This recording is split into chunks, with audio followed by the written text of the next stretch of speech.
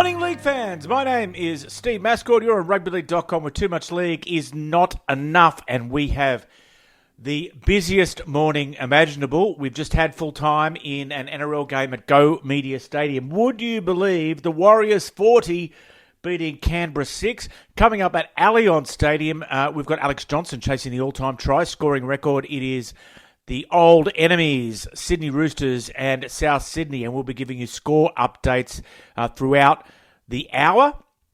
And also at the end of the hour, the bottom of the hour, as I say in radio, the mole, Tony Adams, he'll be speaking to us about all the rugby league goss from around the world. And we're going to hear from both coaches from last night's NRL game, which was Parramatta upsetting Brisbane at Suncorp Stadium. We're going to hear from Michael Maguire and Jason Ryles as well. And it's a massive weekend in the Northern Hemisphere too, with the Challenge Cup on, and I'll fill you in during the course of the hour as to how rugbyleague.com will be covering this weekend's action. Let's go through those details first from Go Media Stadium. The Warriors 40, Dallin Watini, Zalesniak tries in the 13th and 77th minutes.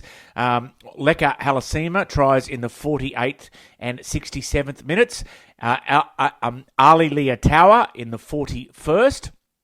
Tanner Boyd in the 74th, Jackson Ford in the 62nd, and Tanner Boyd, he booted 6 goals from 8 attempts, and just the one try for the Raiders. Amazing result after their come from behind win and then hang on and come from behind again against Manly last week to only score 6 points. KO Weeks in the 4th minute converted by Ethan Sanders.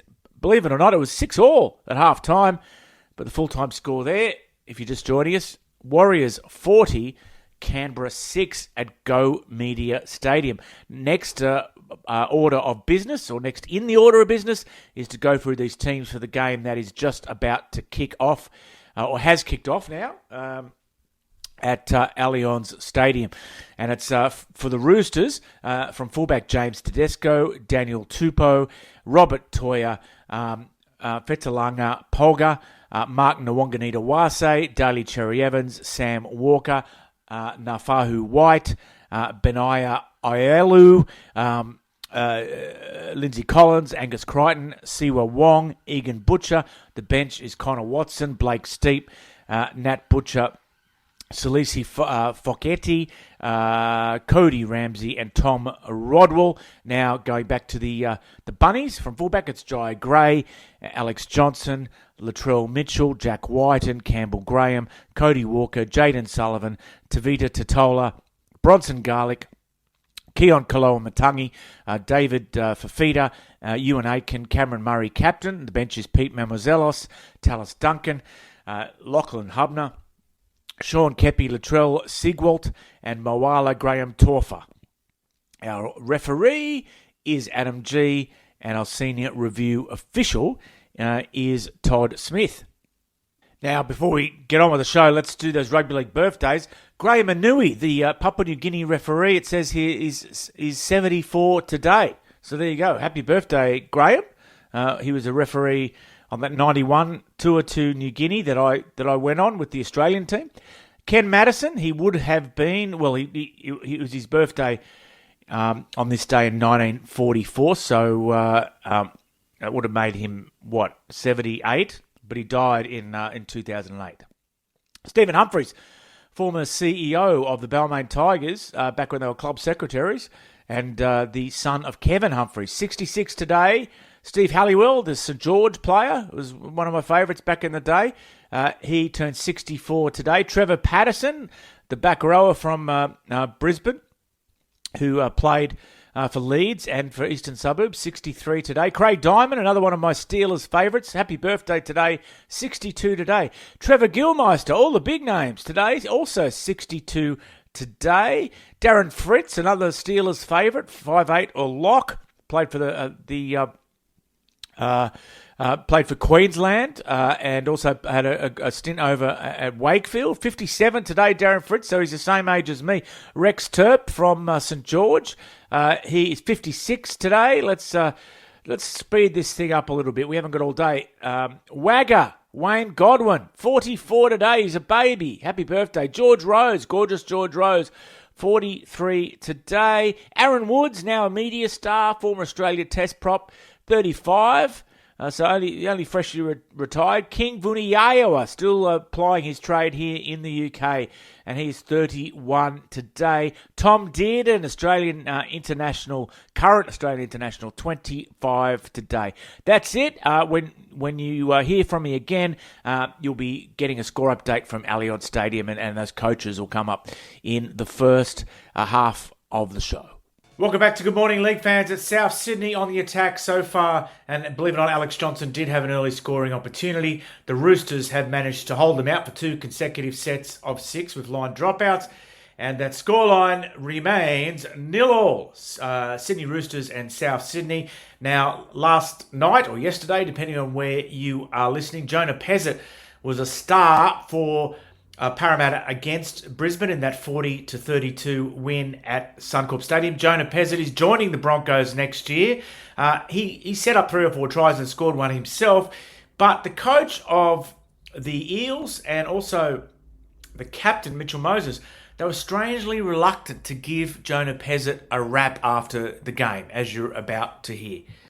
Yeah, for Jonah, he's a work in progress, and we knew that he was when he came to the club. And was he 4 tries? Was he? I think so, yeah. And yeah, so there's some other parts of his game that we need to work on as well, and he's really aware of that. So whilst that's really pleasing for him, he's also got some areas of his game that we want to keep working hard on. So again, we'll just keep working hard with him. We'll keep working on it. Yeah, he's been good. We both love our footy, so we talk footy all the time, and it's been a pretty easy transition, to be honest. And there's definitely a lot of footy that we can work on. We're probably not up to scratch yet, but it's a work in progress, like Ryles said. And I think we can play a lot better than what we did tonight, and there's a lot of areas that we can work on and get better, and we'll look at that and try to improve there. But there's still a lot of things to work on. Sydney Roosters with the first chance to put points on the board at Allianz Stadium against South Sydney, and Sam Walker's penalty goal attempt is off to the right. So as we head towards the midway point of the first half, the scoreline remains 0-0, Sydney Roosters and South Sydney. Meanwhile, let's have a listen to what Michael Maguire had to say after that 40 points to 32 shock defeat to Parramatta at Suncorp Stadium yesterday. Yeah, we sort of got the start we were after. And we just didn't stay mentally tough through that period, and they capitalised, from 3 penalties. I think it was 3 tries, so we need to be way better in that area. It takes a team to have a strong defensive line. There's all little things that go on within, whether you win in the ruck, whether you get your third man back, the adjustments. So we're definitely going to have a look at that on both sides. We had a few issues there on the left, but as a group and as a team, they all help each other, and that's what a defensive line is. And we're just not hitting the mark there. We're up 20 points, and for whatever reason, we softened, and teams find you. It's an 80-minute game. We talked a lot about that over our journey over the last 12 months. Well, we've got to find that again. That's everyone owns that together. Look, I'm just disappointed. I know, as we showed for 20 minutes, what type of team we're capable of doing, but at the end of the day, as we all say, it's an 80-minute game. Unless we want to dig in deep to get to that, then we'll go through potentially a bit of pain. But I know this group are working in the background, and if they stick to it, they'll find their way to what they are capable of doing. We had points at Allianz Stadium, and it was Daly Cherry Evans getting his first try for the Roosters. Threw a bit of a dummy and stepped inside Cameron Murray. Sam Walker is on song with the conversion attempt. And that scoreline, Sydney Roosters 6 over their arch-rival South Sydney 0. Sydney Roosters 6, South Sydney 0. And that scoreline at Allianz Stadium, it remains Sydney Roosters 6. The converted try from Daly Cherry Evans, the only points. South Sydney 0. Sydney Roosters 6, South Sydney 0. And meanwhile, some classic Ricky Stuart press conference fare when he was asked after the 40-6 loss to the Warriors whether the Raiders now considered the Auckland team a bogey side or a special rival. Here's what he had to say. Every team is a tough team to play, mate. Andrew's done a good job with this team. they're a very good football team. They showed that tonight. They played very smart in that last 20, 25 minutes. I think Tanner Boyd was probably the best player on the field. He controlled the game so well with his kicking game, and he was exceptional tonight. I thought he played real well, and we knew we were going to be playing a good footy team. Webster's a good coach, and he's done a really good job. Daniel Tupou for the Roosters stepping inside four defenders. They were coming across in a wave and couldn't change direction. It was like the Queen Mary turning round, and he just skirted infield to beat a couple more and scored the second try for the Roosters in this match against South Sydney. Round 2 of the NRL. It was converted by Sam Walker, and the scoreline now heading into the final 10 minutes of the first half is Sydney Roosters 12, South Sydney 0. Okay, half-time at Allianz Stadium, 12-6 to Sydney Roosters over South Sydney, and Alex Johnson has equalled the try scoring record. Now let's hear from Andrew Webster after his team, the Warriors. They beat Canberra earlier today, 40 points to 6 at Go Media Stadium. And then we'll go straight into Molly and all the rugby league gossip. Thanks for joining us this weekend or today on Good Morning League Fans. We've got 3 matches in the Challenge Cup coming up this weekend on the station. And really looking forward to bringing those to you. Warrington versus Gould, Wigan versus Bradford tonight, and then a 1895 Cup game on Sunday. It's Barrow away to London. Okay, here's Andrew Webster and straight into the... When it got during adversity, don't forget too, we're 6-0 down, things weren't going our way, we weren't tackling the way we wanted to, the ruck was fast, just had the way they composed themselves. A lot of 6 to go, so you don't really get that momentum that you want to get. It's stop-start game, and just how calm the boys stayed. That's the clear effort. We got our identity back through our kick chase, which we've been chasing hard throughout the trials, and we didn't get it last week either, and we got it this week, so yeah, really happy with that bit. Welcome back to the breakfast show as well, and as always on a Friday, Tony the Mole Adams. Tony, how are you? Yeah, doing well, Steve. Just still shaking my head at the incredible Parramatta-Brisbane Broncos game. Parramatta given very little chance up in Brisbane. They put 40 on the Broncos, and that's 3 losses in the row for the Broncos, the World Club Challenge and rounds 1 and 2. So the heat is on the Premiers. Yeah, they had a sort of not tough, but, they had the controversy and focus on Michael Maguire in particular. It kind of builds and builds each week with every loss, doesn't it? Yeah, it does. And, of course, they've lost their best player, Payne Haas, for next year. Just the last couple of days, they've signed Mitch Barnett. Mitch Barnett's got a cooling-off period, Steve, so he might be looking at this Broncos team and thinking, do I want to go there?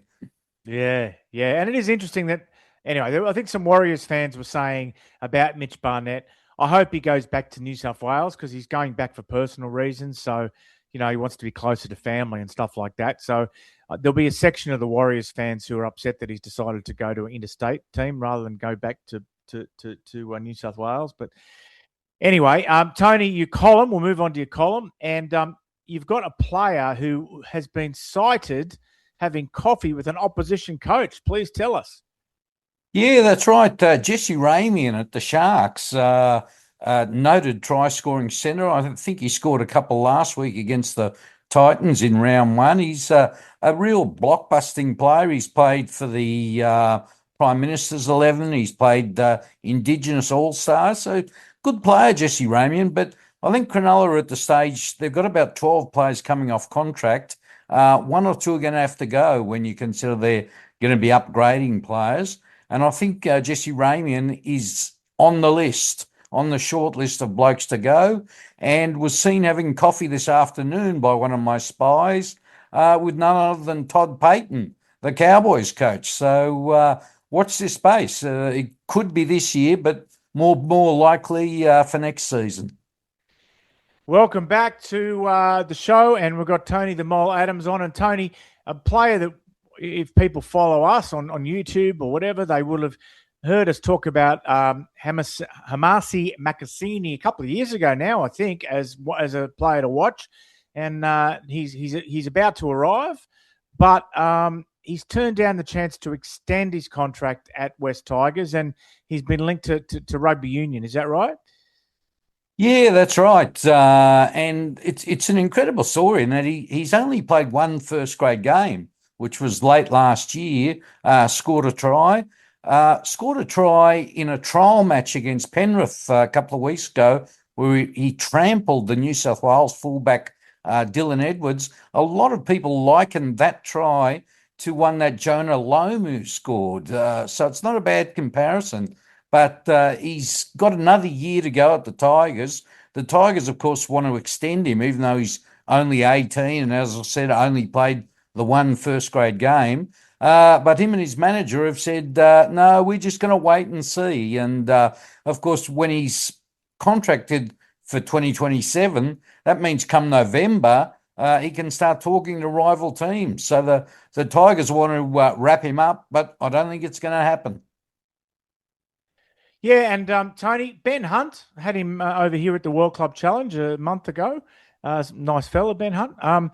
Is he said that he didn't want to make a call on his future this early, that he wanted to leave the door ajar to play on next year. Do you think he will play on next year? Well, that's something I touched on in my column. I think the Broncos are leaning towards getting him to retire, and they'll keep him in the organisation. He's been a wonderful ambassador for them for a long time, but they've got young halves coming through. They've got Jonah Pezzett coming on board, who was instrumental in the defeat of them in this round 2 game we were talking about.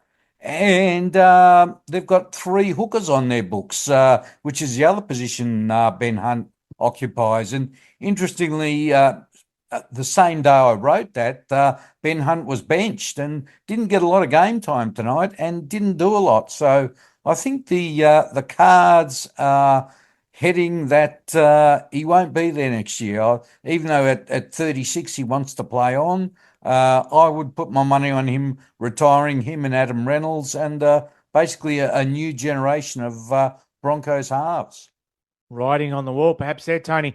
Now, David Mead, PNG Kummel's great. He has apparently put his hand up to coach the Orchids, the women's team for the World Cup, and he also says he's going to bring in Justin Olam as his assistant. But he's become quite active on social media too, David Mead, maybe to coincide with the fact he's put his hand up for the coaching job, or maybe they're not related at all. But he had something to say recently about the critics of the Chiefs coming into the NRL. Yeah, very strong words aimed at us journos but critics in general who are saying PNG's a dangerous place. He said, how many of you critics have actually been up here? It's not like there's bombs going off in the streets. And sadly, the way the world is at the moment, PNG was one of the most dangerous cities in the world a few months ago. Probably it's gone down in the ratings of dangerous cities at the moment, which is, I guess, a good thing for PNG and their hunt for players for next year. Tell us about Pasami Solo. You got a nice little column par about him. Yeah, I spoke to his partner of 11 years, and she told me this lovely story about he's a Knights junior, and he went to Canberra for a couple of years, just couldn't crack first grade. He had 2 severe injuries. One was he needed neck surgery. He had a 1 in 5 chance of having to retire, but he fought back from it all, returned to Newcastle this year from Canberra, played in Vegas, played in a winning team, and things are looking up for Pasami. So just a nice feel-good story. And finally, Will Warbrick, he's been heavily linked for a move from Melbourne to the Warriors. And Tony, you've got a bit of inside mail on why he wants to do that. Yeah, that's right. And I think the deal's just about done, Steve. And it's not a money thing. It's basically a homesickness thing. He's from New Zealand. His family's from New Zealand. So I think there's just pressure to go home. And the Warriors, of course, will gladly snap him up because he's one of the most powerful wingers in the NRL. Very hard to stop near the line and great in the air. So he'll be a good acquisition for them. Tony, it's always a pleasure. Enjoy your weekend of footy. Thanks, Steve.